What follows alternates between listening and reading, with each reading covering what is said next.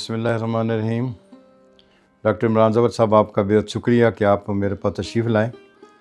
और इस तशरीफ़ लाने का मकसद यही था कि कुछ ना कुछ यादें जो मेरी कॉलेज के साथ वाबस्ता हैं उनका मैं कुछ ज़िक्र करूं। तो मैं आपका शुक्रगुज़ार हूं।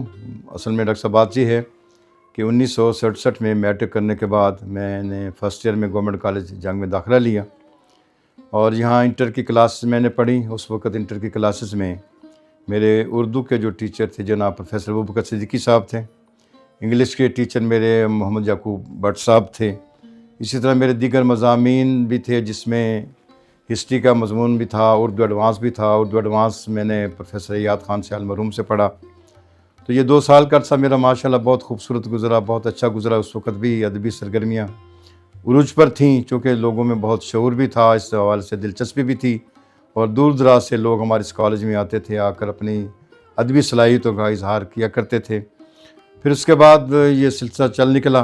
फिर मैंने बीए में भी यहीं पे एडमिशन लिया और 1969 में मैंने इंटर करने के बाद फिर यहीं पे 1969 में ही थर्ड ईयर में मेरा एडमिशन हुआ और 2 साल मैंने यहाँ पर गुजारे। बीए मैंने कर लिया और उस वक़्त हालत ये थी कि जंग में कोई गवर्नमेंट गर्ल्स कॉलेज नहीं था जहाँ पर बीए की कोई क्लासें भी हों।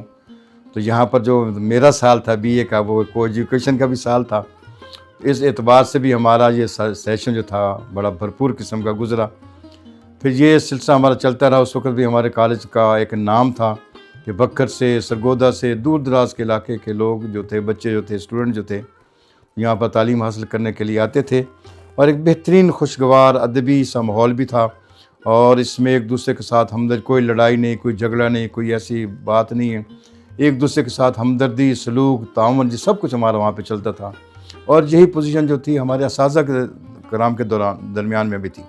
हमारी उर्दू की एक कहकशां थी जिसमें प्रोफेसर अबू बकर सिद्दीकी साहब थे, प्रोफेसर खलीलुल्लाह खान साहब थे, प्रोफेसर मोहम्मद याद खान सियाल साहब थे, प्रोफेसर अब्दुल बारी अब्बासी साहब थे और प्रोफेसर कैसर रुमानी साहब थे। तो इनका मिल बैठ के एक मज़े की बातें करना, कोई हल्के हल्के से अदबी से लतीफ़े भी उन्होंने आपस में शेयर करने और ख़ास तौर पर उनका जो फोकस होता था वो कॉलेज की बेहतरी होता था। कॉलेज की सरगर्मियों को एक उरूज पर पहुंचाना जो था ये उनका हरकत का मिशन होता था। और मैंने नहीं देखा अपनी उस 4 साल लाइफ में कि हमारी कोई भी क्लास बग़ैर किसी प्रोफेसर साहब के हो।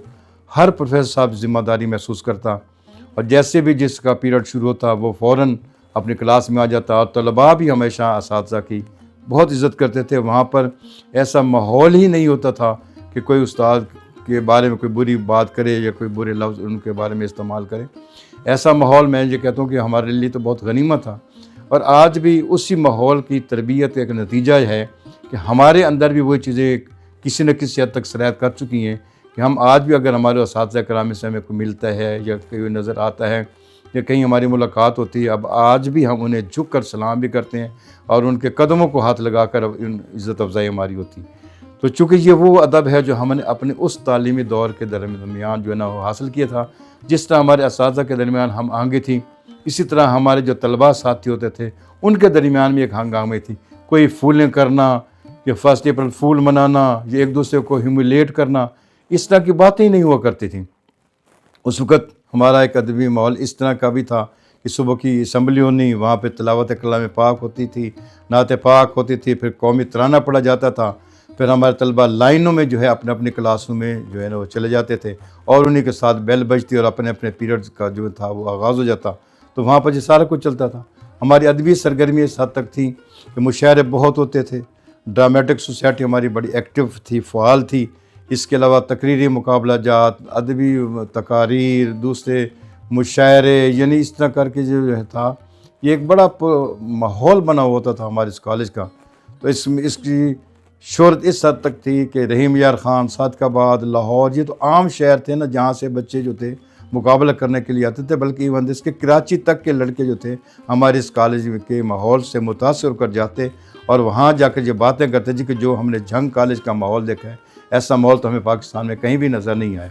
तो हमारा ये एक एज़ाज़ होता था कि जंग जिस तरह कहते हैं ना कि एक आइकॉन का हैसियत रखता था। हमारा गवर्नमेंट ग्रेजुएट कॉलेज जो था ये इसकी मिसालें लोग दिया करते थे कि जो गवर्नमेंट कॉलेज जंग में नहीं पढ़ा वो पढ़ा ही नहीं। जिस तरह लाहौर की बात करते हैं, जिसने लाहौर नहीं देखे उसने जमिए नहीं।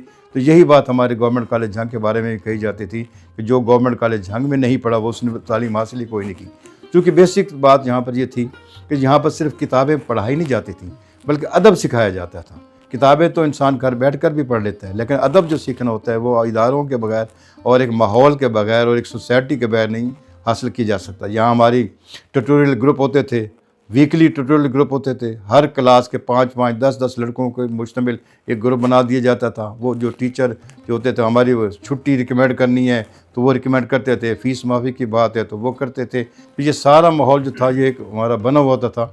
इसमें हम आगे बहुत ज़्यादा, यानी फर्स्ट ईयर का लड़का अगर फोर्थ ईयर वाले लड़के के साथ मिल रहा है तो कोई अजनबियत नहीं होती, चूँकि ट्यूटोरियल ग्रुप में ट्रेनिंग ही इसी चीज़ की दी जाती है। वहाँ पे बच्चों से कि हर बच्चे पे लाजम होता था कि उसने कोई ना कोई चीज़ ज़रूर सुने। कोई लतीफ़ा सुना रहा है, कोई नज़्म सुना रहा है, कोई गज़ल सुना रहा है, कोई ऐसे हंस के दिखा रहा है, किसी को भागने के कह दिया चल तुम भाग के दिखा दो।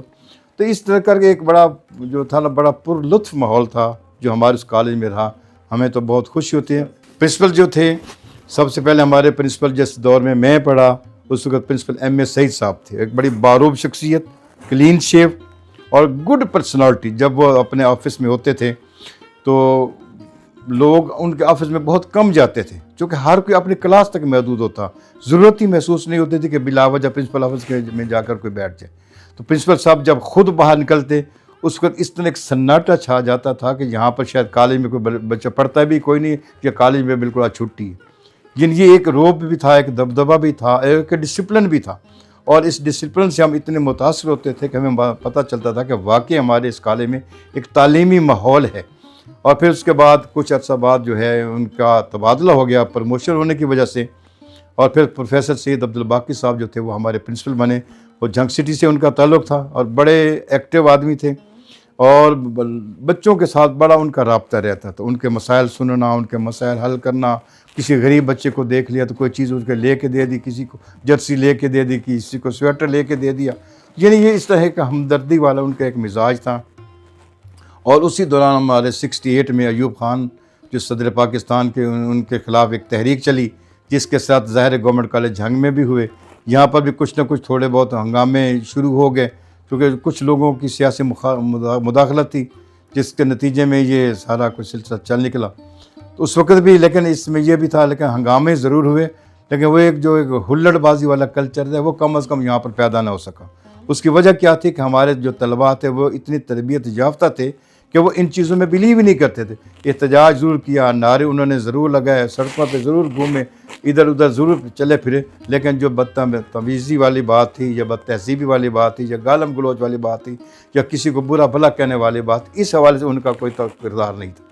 तो ये हमें इस चीज़ की जो तरबियत थी, हमने तो सोचा कि यही चीज़ है जो आज भी हमारे ये काम आ रही है। फिर ये हमारा जुलूस जो है सड़कों पे निकल के जो है लाइब्रेरी पार्क जो था जंग अपना कंपनी बाग के करीब, वहाँ तक गया। हमारे प्रिंसिपल हमारे सैयद अब्दुल बाकी साहब हमारे साथ थे। इन्होंने वहाँ जाके एड्रेस किया कि जी हमने अपने एहतजाज रिकॉर्ड करवा लिया, अब हम वापस जो है अपने अपने घरों में जाते हैं, या अगर किसी की क्लास है तो अपने अपनी क्लासों में चले जाए। तो लड़के बखूबी बखैर अपना बिखर गए और कुछ कॉलेज में तरफ चले गए, क्योंकि वहाँ पर हॉस्टल भी था। बाहर के लड़के भी वहाँ पे आए तो हॉस्टल के लड़के हॉस्टल में चले गए और बाकी जो लड़के थे वो अपने अपने घरों में आ गए। तो हमारे ये दो प्रिंसिपल साहबान, तो मेरे पीरियड में तो ये दो प्रिंसिपल साहबान रहे, M.A. सईद साहब और प्रोफेसर सैयद अब्दुल बाकी साहब। इनका दौर जो है मैं तो समझता हूँ कि बहुत एक गोल्डन पीरियड था जो इन्होंने अब अपना वहाँ पे जो है ना वो गुजारा था। तो मैं शुक्रगुज़ार हूँ प्रोफेसर डॉक्टर इमरान ज़फ़र साहब का जो मेरे यहाँ तशरीफ़ लाए और मुझे ये मौका दिया कि मैं अपनी चंद वो यादें जो मेरे पास मौजूद थी, जो बताओ तालिब इल्म के ज़माने में मेरे साथ साथ वाबस्ता रहीं। अदबी सरगर्मियों में मैं भी हिस्सा लेता रहा, क्योंकि थोड़ा सा ये मेरा भी मिजाज था कि कॉलेज में जो भी एक्टिविटीज़ होती थी उनमें हिस्सा लेना। फिर बाद में मेरा तालिब इल्मी से हट के मेरा जो दौर बतौर लेक्चरर यहाँ पे था वो मेरी सिलेक्शन हो गई थी 1987 में।